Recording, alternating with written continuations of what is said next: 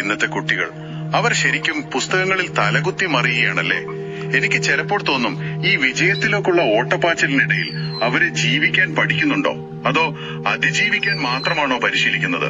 അതൊരു വലിയ ചോദ്യമാണ്. നിങ്ങൾ പങ്കുവെച്ച ആ രേഖകൾ കണ്ടപ്പോഴാണ് ഞാൻ ഇത്ര ഗൗരവമായി ഇതിനെക്കുറിച്ച് ചിന്തിച്ചത്. കാരണം അതിലെ കണക്കുകൾ ശരിക്കും പേടിപ്പെടുത്തുന്നതാണ്. അതെ, ഇന്ത്യയിലെ നഗരങ്ങളിലെ 60% വിദ്യാർത്ഥികളും കടുത്ത ഉത്കണ്ഠ നേരിടുന്നു. 70% പേർക്ക് മാനസിക സമ്മർദ്ദമുണ്ട്. കഴിഞ്ഞ വർഷം മാത്രം യുവാക്കളുടെ ആത്മഹത്യ 20% കൂടിയെന്നത് അത് ചിന്തിക്കാൻ പോലും പറ്റുന്നില്ല. അതെ, അപ്പോ എവിടെയോ എന്തോ ഒന്ന് കാര്യമായി പിഴയ്ക്കുന്നുണ്ട് നമ്മുടെ സിസ്റ്റത്തില്. തീർച്ചയായും ഒരു മാറ്റം അത്യാവശ്യമാണ്. ഈ ഒരു സാഹചര്യത്തിലാണ് നിങ്ങൾ തന്ന ഈ ഫയലുകളിലെ കഴിവ്, അതായത് KAZIVE എന്ന ആശയം എനിക്ക് വളരെ വളരെ പ്രസക്തമായി തോന്നിയത്. ഒറ്റനോട്ടത്തിൽ ഇതൊരു വിദ്യാഭ്യാസ മാതൃകയാണ്. പക്ഷേ യോഗ, ആർട്ടിഫിഷ്യൽ ഇന്റലിജൻസ്, പിന്നെ ജീവിത നൈപുണ്യം എന്നൊക്കെ കേൾക്കുമ്പോൾ ഇതൊരു സാധാരണ സ്കൂളല്ല എന്ന് വ്യക്തം. നമുക്കിതിലേക്കൊന്ന് ആഴത്തിലിറങ്ങി നോക്കിയാലോ? തീർച്ചയായും. നിങ്ങൾ പറഞ്ഞ ആ അസ്വസ്ഥതയുണ്ടാക്കുന്ന കണക്കുകളിൽ നിന്നാണ് ശരിക്കും ഈ ആശയത്തിന്റെ തുടക്കം. കഴിവ് എന്ന പേര് പോലെ തന്നെ ഓരോ കുട്ടിയുടെയും ഉള്ളിലുള്ള ആ ഒരു പ്രതിഭയെ, ആ കഴിവിനെ പുറത്തു കൊണ്ടുവരിക, അതാണ് ലക്ഷ്യം. ഇതിന്റെ സ്ഥാപകൻ ഒരു വിമുക്ത ഭടനാണ് അല്ലെ, മോഹനകൃഷ്ണൻ MT. അതെ, അദ്ദേഹത്തിന്റെ ജീവിതാനുഭവങ്ങളും യോഗയിലും AI-യിലുമുള്ള പരീക്ഷണങ്ങളും ഒക്കെ ചേർന്ന് രൂപപ്പെട്ട ഒരു വലിയ സ്വപ്നമാണിത്.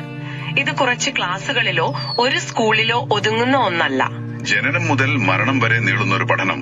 അതെ, ഒരു ലൈഫ് ലോങ് ലേണിംഗ് എക്സ്പീരിയൻസ്. ഇതിൽ എന്നെ ഏറ്റവും കൂടുതൽ ആകർഷിച്ചത് ഇതിന്റെ 3 തൂണുകളാണ്: യോഗ, AI, പിന്നെ ജീവിത നൈപുണ്യം. എനിക്ക് ആദ്യം തോന്നിയത് യോഗയും AIയും അത് രണ്ടും 2 ധ്രുവങ്ങളിലുള്ള കാര്യങ്ങളല്ലേ? പലർക്കും അങ്ങനെ തോന്നാം. ഒന്ന് പുരാതനമായ ഒരു ആത്മീയ ശാന്തത, മറ്റേത് ഏറ്റവും പുതിയ ടെക്നോളജി. ഇതെങ്ങനെ ഒരുമിച്ച് പോകും? നല്ല ചോദ്യമാണ്. അതാണ് ഈ മാതൃകയുടെ ഏറ്റവും വലിയൊരു കൗതുകം എന്ന് പറയാം. ഇവിടെ പഴയ അറിവും പുതിയ ടെക്നോളജിയും ശത്രുക്കളല്ല, മറിച്ച് പരസ്പരം സഹായിക്കുന്ന ഘടകങ്ങളാണ്. യോഗയാണ് ഇതിന്റെ എല്ലാം അടിത്തറ. മാനസികമായ കരുത്ത്, അച്ചടക്കം, നമ്മുടെ വികാരങ്ങളെ നിയന്ത്രിക്കാനുള്ള കഴിവ്, ഇതൊക്കെ നൽകുന്നത് യോഗയാണ്. ഒരു കെട്ടിടത്തിന് നല്ല ഉറപ്പുള്ളൊരു ഫൗണ്ടേഷൻ ഇടുന്നത് പോലെ. അതെ, കൃത്യമായി. ശരി, അപ്പൊ യോഗ മനസ്സിനെയും ശരീരത്തെയും പാകപ്പെടുത്തുന്നു. അവിടെ AIയുടെ റോൾ എന്താണ്? എവിടെയാണ് AI വരുന്നത്? AI ഇവിടെ ഒരു സൂപ്പർ പവേർഡ് അസിസ്റ്റന്റിനെ പോലെയാണ്. നോക്കൂ, ഓരോ കുട്ടിയുടെയും പഠനരീതി വ്യത്യസ്തമല്ലേ? അതെ, ചിലർ കണ്ടുപഠിക്കും, ചിലർ കേട്ടുപഠിക്കും. ഓരോ കുട്ടിക്കും ഏറ്റവും അനുയോജ്യമായ പഠനരീതി ഏതാണെന്ന് കണ്ടെത്താൻ AI സഹായിക്കും. അവർ യോഗ ചെയ്യുമ്പോൾ ഒരു പോസ് ശരിയാണോ, ശ്വാസം എടുക്കുന്ന രീതി കൃത്യമാണോ എന്നൊക്കെ ലൈവ് ഫീഡ്ബാക്ക് നൽകാൻ AI ക്യാമറകൾക്ക് പറ്റും. അപ്പോ അധ്യാപകരുടെ ആവശ്യമില്ലാതാവോ? ഇല്ല, ഒരിക്കലുമില്ല. അതാണ് ഇതിലെ ഏറ്റവും പ്രധാനപ്പെട്ട കാര്യം. AI ഒരിക്കലും അധ്യാപകർക്ക് പകരമാവുന്നില്ല. പിന്നെ അധ്യാപകരെ കൂടുതൽ കഴിവുറ്റവരാക്കുകയാണ്. ഓരോ കുട്ടിയെയും വ്യക്തിപരമായി ശ്രദ്ധിക്കാൻ അവരെ സഹായിക്കുന്ന ഒരു ടൂൾ മാത്രമാണ് AI. ശരിയാണ്. അപ്പോ അധ്യാപകർക്ക് കുട്ടികളുടെ യഥാർത്ഥ കഴിവുകൾ കണ്ടെത്താനും അവരെ വഴികാട്ടാനും കൂടുതൽ സമയം കിട്ടും. അത്രേ ഉള്ളൂ. ഓക്കെ, അപ്പോ യോഗയും AIയും എങ്ങനെ ഒരുമിച്ച് പ്രവർത്തിക്കുന്നു എന്ന് വ്യക്തമായി. ഇനി ആ മൂന്നാമത്തെ ഘടകം, ജീവിത നൈപുണ്യം. അതിലാണ് ഈ ABCDZ എന്നൊരു ചട്ടക്കൂടിനെ പറ്റി പറയുന്നത്. അതെന്താണ് സംഭവം? നമ്മൾ പണ്ട് പഠിച്ച A for ആപ്പിൾ പോലെയല്ല ഇത് എന്ന് തോന്നുന്നു. അല്ല, തീർച്ചയായും അല്ല. ഇതാണ് ഈ മാതൃകയുടെ ഹൃദയം എന്ന് തന്നെ പറയാം. ഹൃദയമോ? അതെ, കാരണം ജീവിതത്തിൽ വിജയിക്കാൻ അറിവ് മാത്രം പോരല്ലോ. അല്ലേ? ആ അറിവ് എങ്ങനെ ഉപയോഗിക്കണം, പ്രശ്നങ്ങൾ വരുമ്പോൾ എങ്ങനെ നേരിടണം എന്നൊക്കെ പഠിക്കണ്ടേ? വേണം. അതിനാണ് ഈ ചട്ടക്കൂട്. ഇവിടെ A for ആക്ഷൻ ആണ്. ആക്ഷൻ, പ്രവൃത്തി. അതെ, വെറുതെ ചിന്തിച്ചിരിക്കാതെ പ്രവർത്തിക്കാൻ പഠിപ്പിക്കുന്നു. B for ബിലീവ്, സ്വയം വിശ്വസിക്കാൻ പഠിപ്പിക്കുന്നു. C for കമ്മ്യൂണിക്കേഷൻ, ഫലപ്രദമായി സംസാരിക്കാൻ. അതെ. D for discipline. അങ്ങനെ പോകുന്നു. ഒരു മിനിറ്റ്, ഇതൊന്ന് നിർത്തി ചിന്തിക്കേണ്ട കാര്യമാണ്. ഈ പറയുന്ന ബിലീവ്, ഡിസിപ്ലിൻ പോലുള്ള കാര്യങ്ങൾ, ഇതൊക്കെ ഒരു ക്ലാസ് മുറിയിൽ ഇരുന്ന് പഠിപ്പിക്കാൻ പറ്റുന്നവയാണോ, അതോ ജീവിതത്തിലെ അനുഭവങ്ങളിലൂടെ സ്വാഭാവികമായി വരേണ്ട ഒന്നാണോ? ഇതൊരുതരം മോറൽ സയൻസ് ക്ലാസിന്റെ പുതിയ പതിപ്പായി മാറില്ലേ? വളരെ വളരെ പ്രസക്തമായ ഒരു സംശയമാണിത്. ഇത് കേവലം വിശ്വാസമുള്ളവരാകണം എന്ന് പ്രസംഗിക്കുന്ന ഒരു ക്ലാസ് അല്ല. പിന്നെ എങ്ങനെയാണ് ഇത് പഠിപ്പിക്കുന്നത്? ഓരോ ദിവസവും ഓരോ തത്വത്തെ അടിസ്ഥാനമാക്കിയായിരിക്കും അവിടുത്തെ പ്രവർത്തനങ്ങൾ. ഉദാഹരണത്തിന്, ആക്ഷൻ പഠിക്കുന്ന ദിവസം അവരൊരു സാമൂഹിക പ്രശ്നത്തിൽ നേരിട്ടിടപെടും. ഓഹോ, പ്രാക്ടിക്കലായിട്ട്. അതെ, ഒരുപക്ഷെ അവരുടെ പ്രദേശത്തെ ഒരു മാലിന്യ പ്രശ്നം പരിഹരിക്കാൻ ഒരു പ്ലാൻ ഉണ്ടാക്കി അത് നടപ്പിലാക്കാൻ ശ്രമിക്കും. കൊള്ളാം. കമ്മ്യൂണിക്കേഷൻ പഠിക്കുന്ന ദിവസം ഒരു വിഷയത്തെക്കുറിച്ച് മറ്റുള്ളവരുടെ മുന്നിൽ സംസാരിക്കാനോ ഒരു ഗ്രൂപ്പ് ചർച്ചയിൽ പങ്കെടുക്കാനോ അവസരം നൽകും. അപ്പോ ഇത് അറിവ് പകരുകയല്ല, മറിച്ച് ആ മൂല്യങ്ങൾ ജീവിക്കാനുള്ള സാഹചര്യങ്ങൾ ഒരുക്കുകയാണ്. അതെ, കൃത്യമായി. അപ്പോൾ തിയറി മാത്രമല്ല, പ്രാക്ടിക്കൽ എക്സ്പീരിയൻസിലൂടെയാണ് പഠനം. Z for zeal, അതായത് ഉത്സാഹം വരെ ഇത് പോകുന്നുണ്ടല്ലേ? ഉണ്ട്. അതിനു പുറമെ കർമ്മം, ഭക്തി, ജ്ഞാനം, രാജകീയം എന്നൊക്കെ 4 അധിക മൂല്യങ്ങളും പറയുന്നുണ്ട്. അത് കുറച്ചുകൂടി ആഴത്തിലുള്ള തത്വങ്ങളാണെന്ന് മാത്രം. ചുരുക്കത്തിൽ അറിവിനൊപ്പം വിവേകവും പ്രായോഗിക ബുദ്ധിയുമുള്ള ഒരു തലമുറ. അതെ, ഈ തത്വങ്ങളെല്ലാം കേൾക്കാൻ കൊള്ളാം. പക്ഷേ ഇതെങ്ങനെ ഒരു ഗ്രാമത്തില് അല്ലെങ്കിൽ ഒരു സമൂഹത്തിൽ നടപ്പിലാക്കും?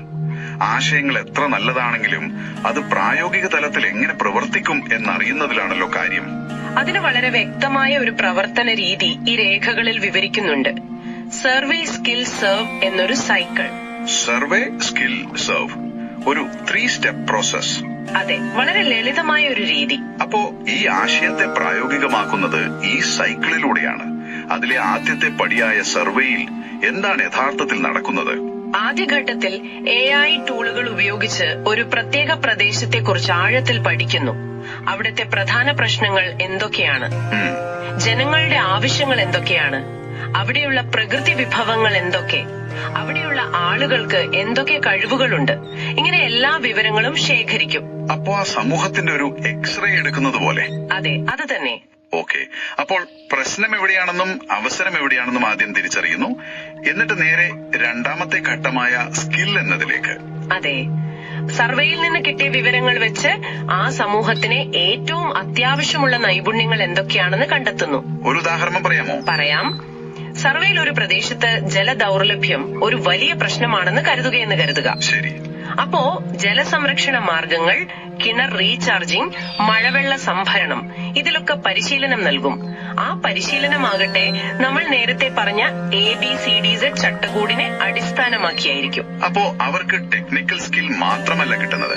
അല്ല, ഒരു ടീമായി പ്രവർത്തിക്കാനും പ്രശ്നം പരിഹരിക്കാനും ഒക്കെയുള്ള കഴിവ് കൂടി കിട്ടും. ശരി, ഇത് വളരെ പ്രായോഗികമായി തോന്നുന്നു. പക്ഷെ ഇവിടെ എനിക്കൊരു സംശയം. സമൂഹത്തിന്റെ ആവശ്യങ്ങൾക്ക് മുൻഗണന നൽകുമ്പോൾ ഒരു കുട്ടിയുടെ വ്യക്തിപരമായ താല്പര്യങ്ങൾ അത് അവഗണിക്കപ്പെടാൻ സാധ്യതയില്ലേ? അതൊരു നിർണായകമായ ചോദ്യമാണ്. അതായത് ഒരു ഗ്രാമത്തിന് ആവശ്യം കൽപ്പണിക്കാരെയാണ്. പക്ഷെ ഒരു കുട്ടിക്ക് കവിതയിലാണ് കഴിവും താല്പര്യവുമെങ്കിൽ എന്ത് സംഭവിക്കും? ആ കുട്ടിയുടെ കഴിവ് അവിടെ അടിച്ചമർത്തപ്പെടുമോ? ഇല്ല. ഈ മാതൃകയുടെ വിജയം തന്നെ ആ ചോദ്യത്തിനുള്ള ഉത്തരത്തിലാണ്. ഇവിടെ ലക്ഷ്യം കുട്ടികളെ സമൂഹത്തിന്റെ ആവശ്യം നിറവേറ്റാനുള്ള ഉപകരണങ്ങളാക്കി മാറ്റുക എന്നല്ല. പിന്നെന്താണ്? മറിച്ച് അവരുടെ തനതായ കഴിവിനെ സമൂഹത്തിന്റെ നന്മയ്ക്കായി എങ്ങനെ ഉപയോഗിക്കാമെന്ന് പഠിപ്പിക്കുകയാണ്. അതെങ്ങനെ? കവിതയിൽ കഴിവുള്ള കുട്ടിക്ക് ആ ഗ്രാമത്തിലെ ജലക്ഷാമത്തെക്കുറിച്ച് ഹൃദയസ്പർശിയായ കവിതകൾ എഴുതാം, നാടകങ്ങൾ തയ്യാറാക്കാം. അതുവഴി ജനങ്ങളിൽ ഒരു അവബോധം സൃഷ്ടിക്കാം. ഓ, ശരിയാണ്. ഒരു പ്രശ്നത്തിന് എഞ്ചിനീയർമാരുടെ പരിഹാരം പോലെ തന്നെ കലാകാരന്മാരുടെ ഇടപെടലും ആവശ്യമാണ് എന്ന് കുട്ടികളെ ബോധ്യപ്പെടുത്തുകയാണ് പ്രധാനം. വളരെ നല്ലൊരു പോയിന്റാണിത്. അപ്പോൾ സ്കിൽ ഘട്ടം കഴിഞ്ഞ് അവർ സെർവ് എന്ന 3-ാം ഘട്ടത്തിലേക്ക് കടക്കുന്നു. നേടിയ കഴിവുകൾ ഉപയോഗിച്ച് സമൂഹത്തെ സേവിക്കുന്നു. കൃത്യമായി. പഠിച്ച കാര്യങ്ങൾ വെറുതെ പുസ്തകത്തിൽ ഒതുങ്ങുന്നില്ല. അത് അവരുടെ കൺമുന്നിലുള്ള ഒരു പ്രശ്നം പരിഹരിക്കാൻ ഉപയോഗിക്കുന്നു. ആ പ്രവർത്തനം കഴിയുമ്പോൾ അവർ വീണ്ടും പുതിയ പ്രശ്നങ്ങൾ കണ്ടെത്തുന്നു, പുതിയ കഴിവുകൾ നേടുന്നു, വീണ്ടും സേവിക്കുന്നു. ഇതൊരു തുടർ പ്രക്രിയയാണ്. കുട്ടികളുടെ പ്രായത്തിനനുസരിച്ച് ഈ പഠന രീതിയിലും മാറ്റങ്ങൾ ഉണ്ടെന്ന് പറയുന്നുണ്ടല്ലോ, അതെങ്ങനെയാണ്? തീർച്ചയായും. 2 വയസ്സുള്ള കുട്ടിയെ പഠിപ്പിക്കുന്നത് പോലെ അല്ലല്ലോ 15 വയസ്സുകാരനെ പഠിപ്പിക്കേണ്ടത്. വളരെ ചെറിയ കുട്ടികൾ, അതായത് ഒരു 2-3 വയസ്സുള്ളവർ മുതിർന്നവരെ കണ്ടും അനുകരിച്ചുമാണ് പഠിക്കുക.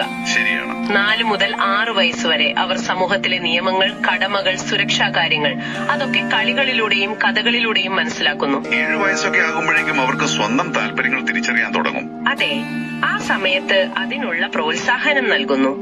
പിന്നീട് 10-15 വയസ്സുവരെ അവർ തെരഞ്ഞെടുത്ത വിഷയങ്ങളിൽ കൂടുതൽ ആഴത്തിൽ പഠിക്കാനുള്ള അവസരം ഒരുക്കുന്നു.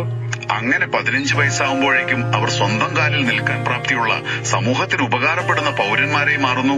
അതെ, വെറുമൊരു ജോലിക്ക് വേണ്ടി പഠിക്കുക എന്നതിനപ്പുറം ഒരു ജീവിതം കെട്ടിപ്പടുക്കാൻ അവരെ പ്രാപ്തരാക്കുകയാണ് ചെയ്യുന്നത്. ഈ പഠന രീതിയിലെ ഏറ്റവും വിപ്ലവകരമായി എനിക്ക് തോന്നിയ ഒരു ആശയം വീഡിയോ ബുക്കുകളാണ്. പുസ്തകങ്ങളും പരീക്ഷകളും ഒഴിവാക്കുന്നു എന്ന് പറയുന്നു. അതെങ്ങനെ സാധിക്കും? പരീക്ഷകളില്ലാതെ പിന്നെങ്ങനെയാണ് ഒരു കുട്ടിയുടെ അറിവ് അളക്കുന്നത്? ഈ ചോദ്യം പലർക്കും ഉണ്ടാകാം. നമ്മുടെ പരമ്പരാഗത പരീക്ഷകൾ പലപ്പോഴും ഓർമ്മശക്തിയെ മാത്രമാണ് അളക്കുന്നത്, അല്ലെ? ശരിയാണ്. ഇവിടെ അതിന് പകരം പുതിയൊരു രീതിയാണ്. അധ്യാപകർ ഒരു വിഷയത്തെക്കുറിച്ച് ആഴത്തിൽ ഗവേഷണം നടത്തി വീഡിയോ രൂപത്തിലുള്ള പാഠങ്ങൾ, അതായത് വീഡിയോ ബുക്കുകൾ തയ്യാറാക്കുന്നു. എന്നിട്ട് കുട്ടികൾ ആ വീഡിയോകൾ കാണുന്നു, പഠിക്കുന്നു, അതാണോ? അതിനപ്പുറത്തേക്ക് ഒരു പടി കൂടി കടക്കുന്നുണ്ട്. കുട്ടികളെ വീഡിയോ കണ്ടതിനു ശേഷം ഗൂഗിൾ, നോട്ട്ബുക്ക് LM പോലുള്ള AI ടൂളുകളുടെ സഹായത്തോടെ ആ വിഷയത്തെക്കുറിച്ച് കൂടുതൽ വിവരങ്ങൾ കണ്ടെത്തുന്നു, സ്വന്തമായി ഗവേഷണം നടത്തുന്നു. എന്നിട്ട് അവർ പഠിച്ച കാര്യങ്ങൾ വെച്ച് 5 മിനിറ്റ് ദൈർഘ്യമുള്ള ഒരു വീഡിയോ അവർ സ്വയം നിർമ്മിക്കണം. കൊള്ളാം. അപ്പോൾ പഠനം ഒരു ക്രിയേറ്റീവ് പ്രോസസ്സായി മാറുകയാണ്. വെറുതെ കേട്ടിരിക്കുകയല്ല, സ്വന്തമായി ഒന്നും ഉണ്ടാക്കുകയാണ്. ഈ വീഡിയോകൾ ആരാണ് വിലയിരുത്തുന്നത്? അതാണ് ഇതിലെ മറ്റൊരു പ്രധാന മാറ്റം. ഈ വീഡിയോകൾ വിലയിരുത്തുന്നത് അവരുടെ മാതാപിതാക്കൾ, വിഷയവിദഗ്ധർ, സുഹൃത്തുക്കൾ, അങ്ങനെ സമൂഹത്തിലെ പല തട്ടിലുള്ള ആളുകൾ ചേർന്നാണ്. അപ്പോൾ ഒരു കുട്ടി പഠിച്ചത് സമൂഹത്തിന് മനസ്സിലാകുന്ന രീതിയിൽ അവതരിപ്പിക്കാൻ അവർ നിർബന്ധിതരാകും. അതെ, ഇത് അധ്യാപകരുടെ പരീക്ഷാ പേപ്പർ നോക്കുന്ന ഭാരം കുറയ്ക്കുന്നു. കുട്ടികളുടെ കഴിവ് പല കോണുകളിൽ നിന്ന് വിലയിരുത്തപ്പെടുന്നു. ഈ മാതൃക വിജയകരമായി നടപ്പിലാക്കിയാൽ സമൂഹത്തിന് എന്തൊക്കെ ഗുണങ്ങൾ ലഭിക്കുമെന്നാണ് രേഖകളിൽ പറയുന്നത്?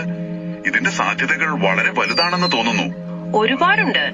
ഏറ്റവും പ്രധാനം ചിന്തിക്കാനും ചോദ്യം ചെയ്യാനും കഴിവുള്ള ഒരു തലമുറയെ വാർത്തെടുക്കാം എന്നതാണ്. ഇന്നത്തെ ഏറ്റവും വലിയ പ്രശ്നങ്ങളായ മാനസിക പിരിമുറുക്കം, വിഷാദം എന്നിവയ്ക്ക് ഇത് വലിയൊരു പരിഹാരമാകും. കുട്ടികൾക്ക് ചെറുപ്പത്തിലെ ഒരു ലക്ഷ്യബോധം കിട്ടും. മദ്യം, മയക്കുമരുന്ന് എന്നിവയുടെ ഉപയോഗം ഇല്ലാതാക്കുക, ജൈവ കൃഷി പ്രോത്സാഹിപ്പിക്കുക, മാലിന്യ സംസ്കരണത്തിന് പരിഹാരം കാണുക, ഇതൊക്കെ കേവലം വിദ്യാഭ്യാസത്തിനപ്പുറം വലിയ സാമൂഹിക മാറ്റങ്ങളിലേക്ക് നയിക്കുമല്ലോ. തീർച്ചയായും. ഇതിൽ ഏറ്റവും ആകർഷകമായി തോന്നിയത് ഇതൊരു ചാരിറ്റി പ്രവർത്തനമല്ല, മറിച്ച് സാമ്പത്തികമായി സ്വയം പര്യാപ്തമായ ഒരു മാതൃകയാണ് എന്നതാണ്. അതായത് ആശയം നല്ലതാണ്, പക്ഷെ അത് നിലനിൽക്കാൻ പണം വേണ്ടേ എന്ന ചോദ്യത്തിന് ഇവിടെ കൃത്യമായ മറുപടിയുണ്ട്. 35-ൽ അധികം വരുമാന മാർഗങ്ങൾ ഇതിൽ വിഭാവനം ചെയ്യുന്നുണ്ടെന്ന് പറയുന്നു. യോഗ ക്ലാസുകൾ, AI കൺസൾട്ടിംഗ്, ജൈവ കൃഷി ഉൽപ്പന്നങ്ങളുടെ വിൽപ്പന, അതെ, ടൂറിസം, അങ്ങനെ പലതും. ഇത് ശരിക്കും പ്രായോഗികമാണ്. അപ്പോ തുടക്കത്തിൽ ഒരു നിക്ഷേപം ആവശ്യമായിരിക്കും. അതെ, തുടക്കത്തിൽ ഒരു നിക്ഷേപം വേണം.